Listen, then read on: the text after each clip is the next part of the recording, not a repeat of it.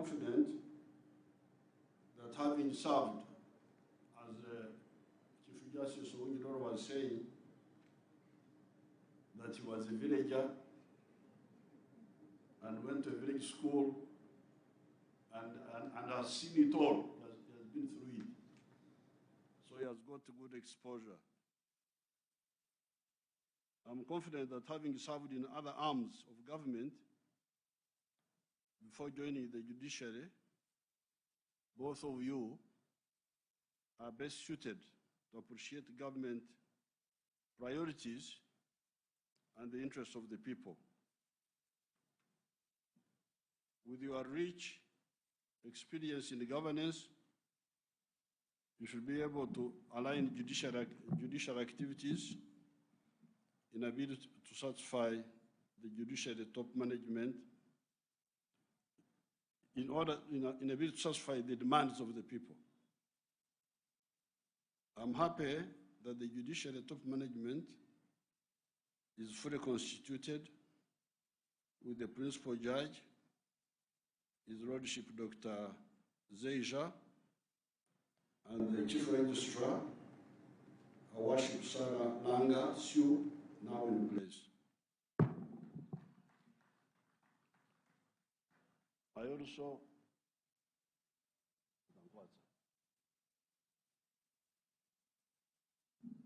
I also trust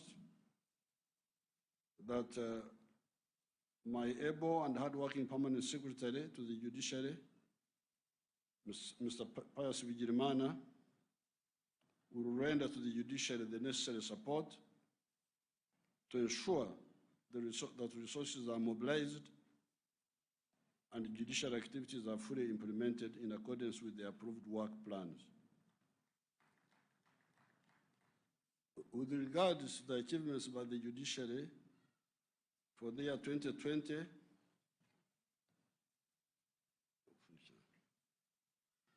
as enumerated by the Honorable Chief Justice, I am impressed that even amidst the COVID-19 pandemic and with little resources, judiciary has been able to deliver some substantial results in case disposal.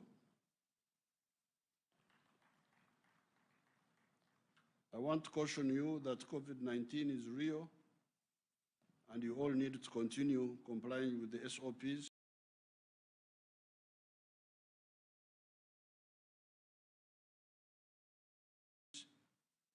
until we secure a sustainable remedy. The service of the judiciary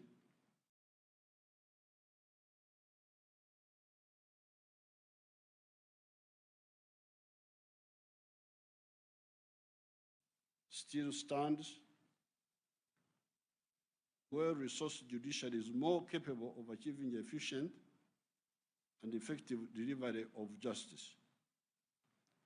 In the meantime, before you are able to get the right numbers of judicial officers and the necessary resources, we may have to work within the available means. The Administration of Justice Act is now in place, and I'm confident that with the piece of legislation, the judiciary is given the platform to operate better than before. Now that you are in a better position to do your work without worrying so much about your tomorrow and your retirement, I want to ask you to serve the people of Uganda and our development needs as best as you can. I would want to see a corrupt-free judiciary. The people expect a judiciary where justice is not for sale. I'm pleased that the strengthening of the Inspector General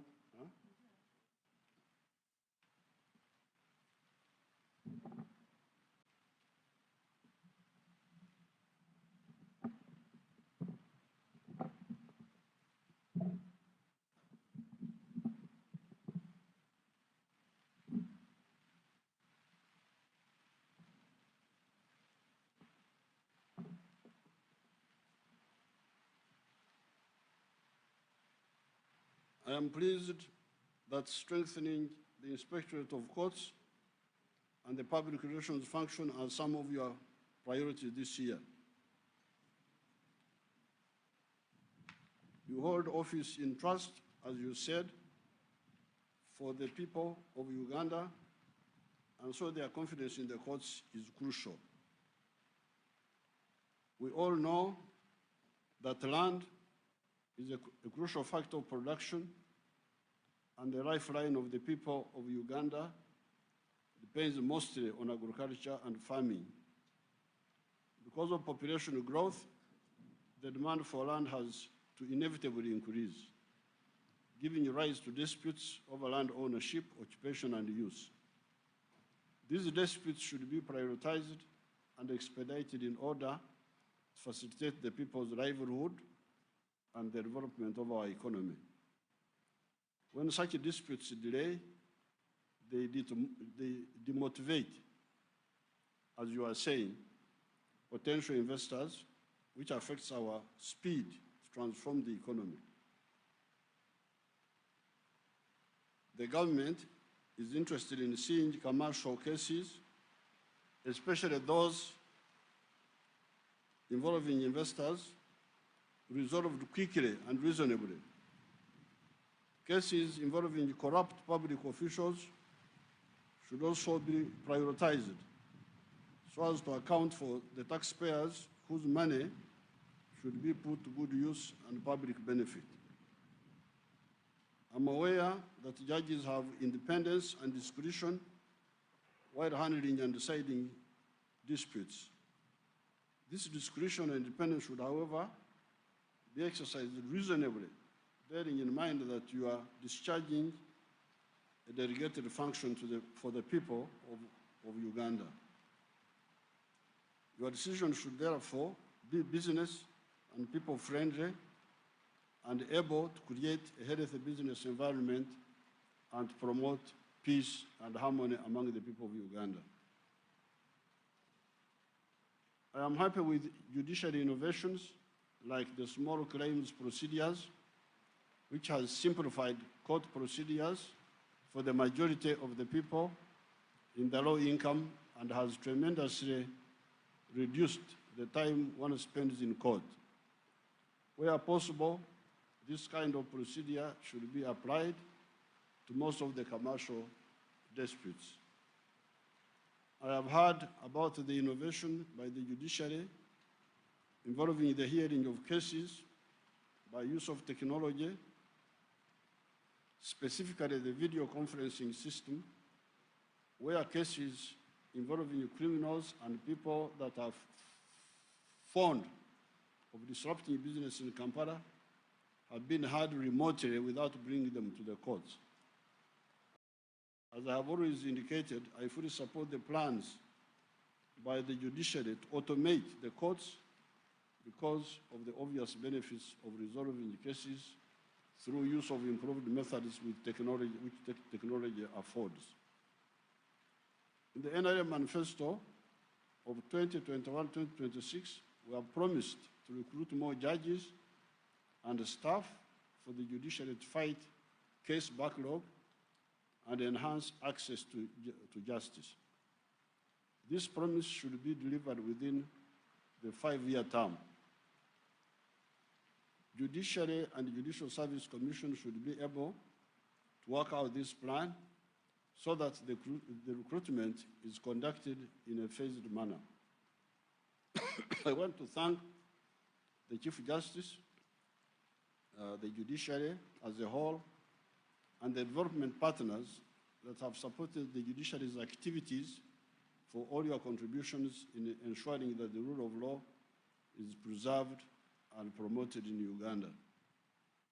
The government recognizes the role played by the judiciary in ensuring prosperity and national development, and we pledge to keep providing you with the necessary support whenever it is possible. Now, this was a prepared speech. I don't know who wrote it, but I have read it. Now, the comments by His Lordship, the Chief Justice, are most welcome, and I will invite him and we'll discuss them in detail.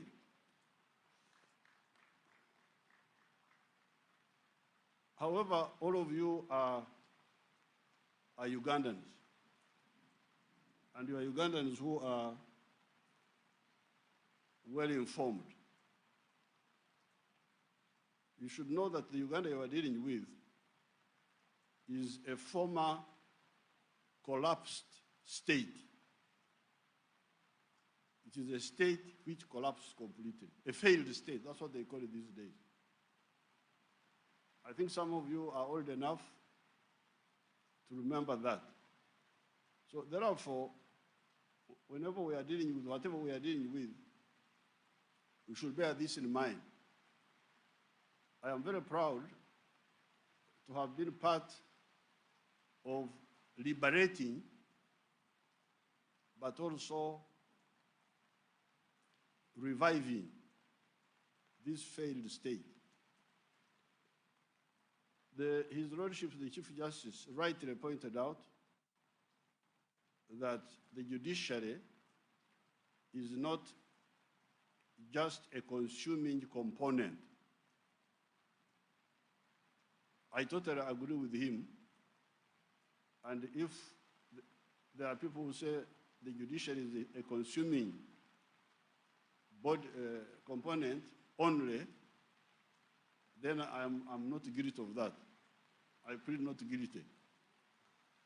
I'm not so sure about the lawyers. Because you see, my concept of judgment would be the inquisitorial type, where the judge takes part in finding out whether you are lying or not. But you adopted the British system, where the judge is like an umpire, and the lawyers are playing their tricks, sometimes even hiding information. While I think the court should concentrate on finding out the truth. But otherwise,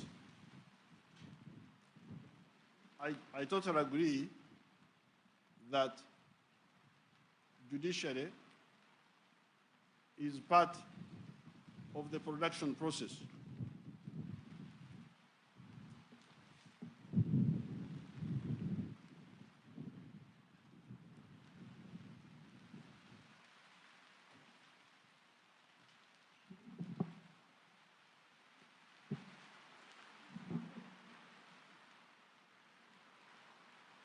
And that is why,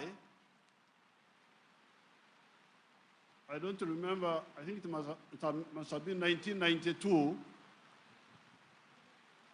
when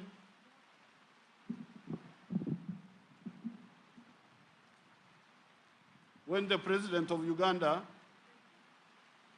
was earning 150,000 shillings as his monthly pay, I insisted that the judges must be paid 3.2 million. You can check this. They were the first state officials to earn that type of money after the currency reform. You should check that. It was I insisted that we may all be hungry, but the one who judges between us must not be hungry. This is a fact. It must have been 1992 or something like that. So I totally agree that the judicial officers, if possible, should be well facilitated. But you must know also that this economy could not have recovered if we did not solve the issue of defense. We need to agree with you the enablers that enable the economy to recover. Because Uganda's economy now is one of the fastest growing in the world in spite of the remaining bottlenecks. That's a fact. But why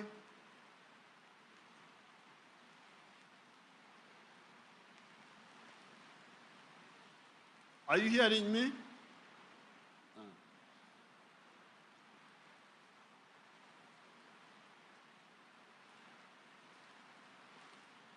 Or I hold on a bit and it goes, because I want you to hear me clearly. You hear me? Okay.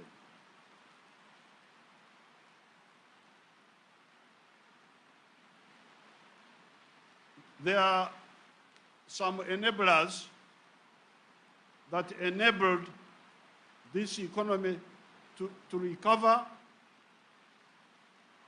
and grow. One of them was the armed forces, training a strong army